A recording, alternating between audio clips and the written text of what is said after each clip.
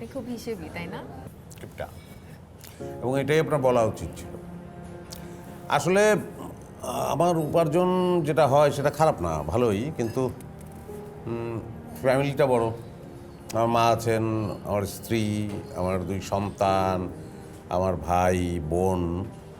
So আমি চাইলেও আসলে হিসেবের বাইরে চলতে পারবো না।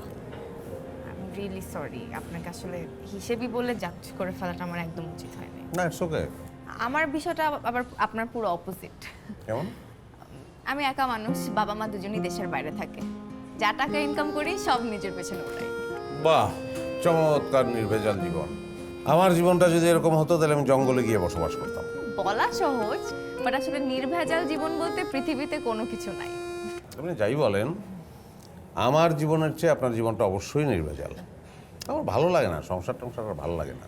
আচ্ছা, এই যে আপনাদের সব বিবাহিত পুরুষদের এই একটাই কমপ্লেন, সংসার নিয়ে যেহেতু আপনাদের এত অ্যালার্জি, তাহলে বিয়েটা কেন করেন আমাকে বলেন তো? আবেগে।